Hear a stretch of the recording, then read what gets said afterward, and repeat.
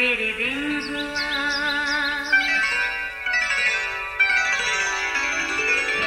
नया फिर दिन हुआ, पुरानी रात का करे सो शुक्र हम खुदा की जात का, खुदा की जात का, नया फिर दिन हुआ। आज की आयत, बस जागते रहो क्योंकि तुम नहीं जानते कि तुम्हारा खुदावंद किस दिन आएगा। मत्ती 24 बाब 42वीं आयत। अजीज़ों, खुशियों के कई रंग रूप होते हैं जो अपनी जगह सभी दिलकश हैं, मगर शादी ब्याह हमारे माशरे की ऐसी खुशी है जो खुशियों की फहरिस्त में सरे फहरिस्त है। शादी ब्याह की तैयारी में कई महीने लग जाते हैं, जिसका ज़्यादा एहतमाम शादी पर बुलाए मेहमानों का होता है।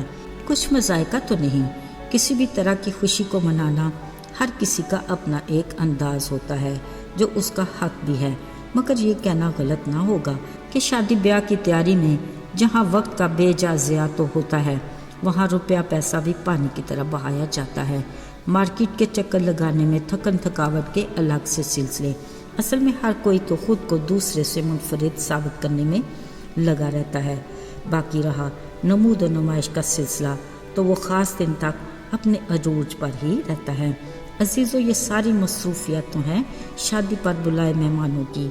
रही शादी ब्याह के घर की बात, वो तो एक नया पेंडोरा बक्स खोलने के मुतरातिफ होगा।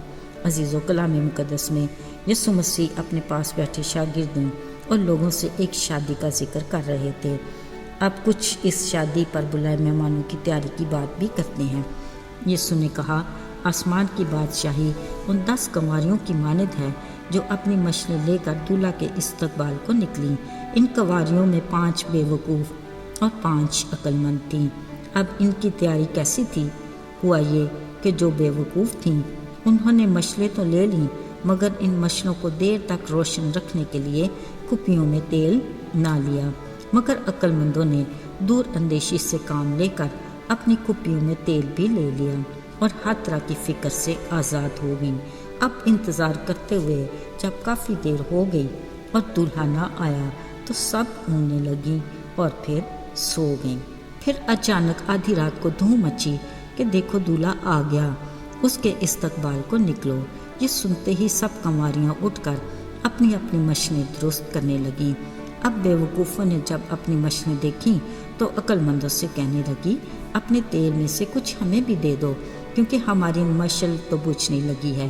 अक्लमंदों ने कहा, शायद हम दोनों के लिए तेल काफ़ी ना हो, बेहतर है बेचने वालों के पास जाकर मोल ले लो। जब वो जा रही थी तो ऐन उस वक्त दूल्हा आ गया। अब जो तैयार थी वो उसके साथ शादी के जश्न में अंदर चली गई और दरवाज़ा बंद हो गया। बाकी जब आई तो कहने लगी, आए खुदावंद हमारे लिए भी दरवाज़ा खोल दे। मगर अंदर से जवाब आया, मैं तुम्हें जानता ही नहीं। बेचारी बेवकूफ़ कंवारियाँ वक्त पर पूरी तैयारी न होने की वजह से रह गईं। अजीज़ों, इस सारी गुफ्तगू का हासिल कलाम ये है कि जागते रहो, क्योंकि ना तो तुम उस दिन को जानते हो ना उस घड़ी को। असल में ये वार्निंग है जिस पर हम सबको संजीदगी से सोचने की ज़रूरत है। यकीनन याद होगा कि जब यीशु मसीह मुर्दों में से जी उठा, शागिर्दों के साथ वो बहुत सौ को नज़र आने के बाद जब आसमान पर जिंदा उठाए गए, उस वक्त फरिश्तों ने शागिर्दों को कहा था कि जिस यीशु को तुम यूं आसमान पर जाते देख रहे हो, इसी तरह तुम उसे दोबारा आते देखोगे। मगर अब जब इब्ने आदम अपने जलाल में आएगा तो सब फरिश्ते उसके साथ होंगे। तब वो अपनी जलाल के तख्त पर बैठेगा। खुदा के कलाम के मुताबिक उस दिन और उस घड़ी की बाबत कोई नहीं जानता सिवा बाप के। इसलिए खबरदार किया गया है कि जागते रहो, क्योंकि हम नहीं जानते कि हमारा खुदा कब आएगा। अब उसके लिए किस तरह की तैयारी की ज़रूरत है? रूहानी तौर पर जागना, दुआ करना, पूरी तैयारी में रहना, यानी हमारी मशलें जलती रहें और कुप्पियों में तेल भी भरा रहे। अजीज़ों, आसमानी बादशाही की ज़ियाफ़त में शरीक होने के लिए यही है हमारी तैयारी कि हम अपनी रूहानी ज़िंदगी में होशियार और बेदार रहें और हर वक्त अपने खुदावंद के इस्तकबाल के लिए तैयार रहें।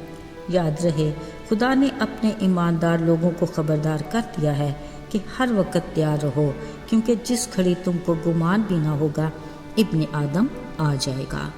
آئیے دعا کریں۔ اے خداوند تو جو مہربان باپ ہے، ہم تیرے حضور التجا کرتے ہیں کہ تو ہمیں ہر پل اپنی آمد کے لیے تیار رہنے کی توفیق دے اور اس لائق بنا کہ ہم دوسروں کو بھی تیری آسمانی بادشاہی سے آگاہ کریں۔ ہمیں گواہی دینے کی دلیری عطا کر تاکہ ہم تیری دی ہوئی ذمہ داری میں وفاداری کے ساتھ اپنے کردار کو ادا کر سکیں۔ یسوع کے جلالی اور مبارک نام میں مانگتے ہیں، آمین۔